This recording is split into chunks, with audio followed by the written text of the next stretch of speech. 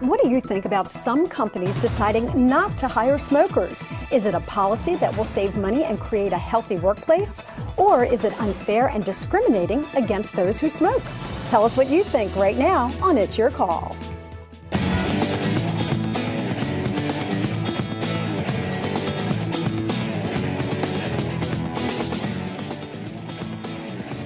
Hello, everyone. It's great to have you with us. I'm Lynn Doyle. Here's our debate for you today. Should companies be able to hire only non-smokers? A recent trend across the nation indicates that more and more businesses are telling smokers they need not apply for jobs. These companies argue that smokers have more health problems and cost more in health insurance, are not as productive as others because of all of those cigarette breaks, and that they're creating a healthier work environment with only non-smokers. But opponents say it's unfair and discriminatory, especially since smoking is still a legal activity. And they say it's a slippery slope. What's next? Not hiring obese people or people who eat nothing but red meat? There are certainly health issues there as well. As you can imagine, quite a debate awaits us. But first, we want to invite you to be part of it. You know how it works. If you want to tell us what you think, you can start emailing me right now. Here's some questions for you. Do you support a business's right to hire only non-smokers, or do you think that's unfair? Would you prefer to work for a company that keeps the smokers out?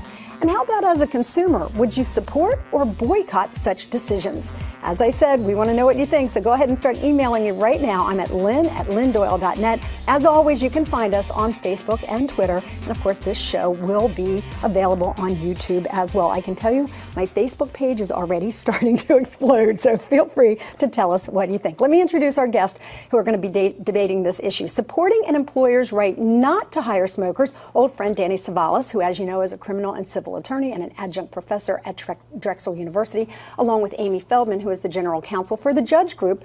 It's a nationally syndicated legal correspondent, and she is also the author of the greatest titled book ever, So Sue Me, Jackass. Welcome, you guys. Good to have you here. Supporting the employees' smoking rights is Edith Pearce, who is an employment attorney and the principal of the Pearce law firm in Philadelphia. Joining her is Michael Homans, a labor lawyer in Philadelphia and a partner at Flaster Greenberg PC. Okay, folks, it doesn't matter whether you're a smoker or a non-smoker. This is an issue that has generated a lot of debate. I have to go to Amy because I just love the title of her book, So Sue Me, Jackass. What is the compelling reason for a company to say it does not want to hire a smoker? There is absolutely no question that it is much more expensive for businesses to hire smokers than not to hire smokers. According to the CDC, it costs a business more than $3,000 more per smoker to hire someone who smokes, both in terms of increased healthcare costs, in terms of lost productivity, as you were talking about, more days off. There's no question that businesses are hurt by hiring smokers. Okay, so with that argument on the table then, why should a firm be told who it can and cannot hire when it's money on the line? Well, it's not just money. You're talking about making a decision about a person, probably as a result of a decision that they made maybe when they were 15 or 16 years old. They decided to smoke then, and so now you're going to hold them back on their advancement in their employment because of that decision. Maybe they want to quit, but haven't had the opportunity or weren't able to. Why does that change what kind of a good employee they can be for you? The decision needs to be based on what the person can do for the employer. Choose the best person for the job to get the job done. And frankly, if there's a little bit more cost, I think you'll make that well over in productivity because you're going to get the right person for the right job. You know, I think this is amazing that the government is even proposing forcing private firms to accept smokers. This same government is the government that is hunting smokers to extinction. Taxing packs, you pay about $8 a pack. They over-regulate where you can be. You can't be in a building. Now you got to be on the street. Now you have to be down the street. This same government is saying private firms have to hire smokers. It's a little ironic to me that they would actually legislate and force private entities to accept what the government already oppresses. First, I want to challenge the numbers that Amy has given. I'm not sure about the $3,000 per employee. The health insurance costs can be higher according to the insurance companies, and there's a simple way to deal with that, which a lot of large companies do, which is have higher premiums for smokers versus non-smokers, or incentives for non-smokers and for programs to encourage them to stop smoking. So this idea that you are going to you know, and really in a time where we're talking about civil liberties, to impose a rule which is illegal, by the way, in 30 states. So 30 of our state legislatures have decided you cannot discriminate against smokers. So clearly that's the public feeling. Public polling says we should not discriminate against smokers.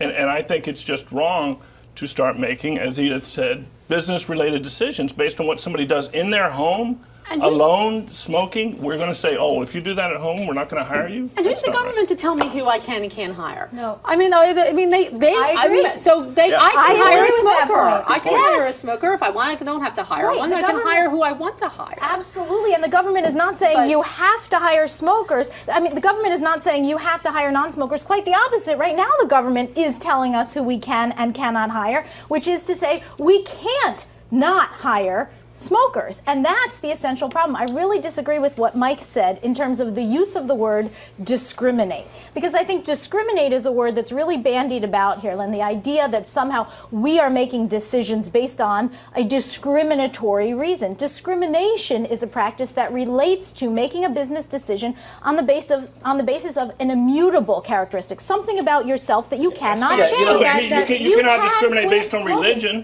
If somebody chooses their religion, you can't discriminate on that. That's exactly the problem. That is exactly the problem. See, what we're talking about is protected classes. It's unlawful to discriminate based on your membership in a protected class. That's race. That's religion. It's not membership in a group like smoking, which the only reason you're in that group is because you made some bad decisions and hung out with the wrong kids in high school and you picked up a disgusting habit. That's really what this is about. The other problem with smoking, the other problem that we have with smoking is that Amy mentioned costs.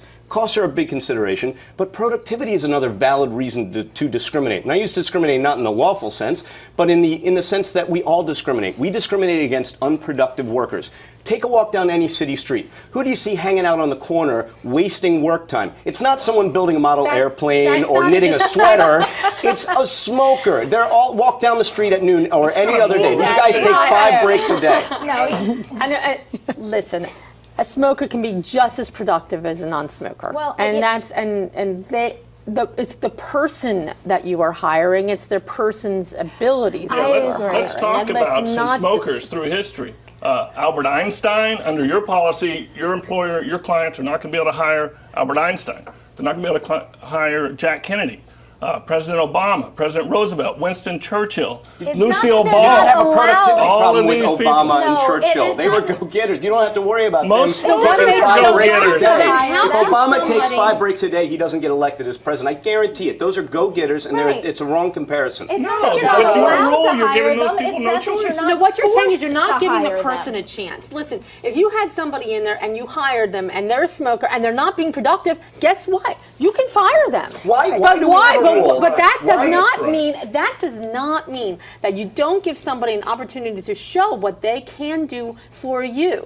And merely to pick smoking as your end-all be-all on whether or not a person can be a productive employee, I think you're missing the boat. Here's a question that's come to us from Facebook, and it's interesting. I want to direct it to Edith and Michael. The question is, if it's a private company, why can't the company itself make a decision that it wants? Why should it be anyone else's business if someone hires and fires who it wants to? What we're saying is it can't be the sole decision. It can't be the basis. It cannot be the turning point. I mean, certainly a private employer has a right to make a decision as to who they want to hire or not hire. Look, let's use that conversely then. Let's say as a private employer, I was into physical fitness and I didn't want to have someone who was obese or unhealthy in that manner. Would the rules apply? Would it still be fair, or would it be discriminatory? I think there are differences in somebody who is being, who's not being hired on that basis versus somebody who's not being hired. How so? How is it different? That's the question here from Facebook. There are a couple of reasons why, and it is very different.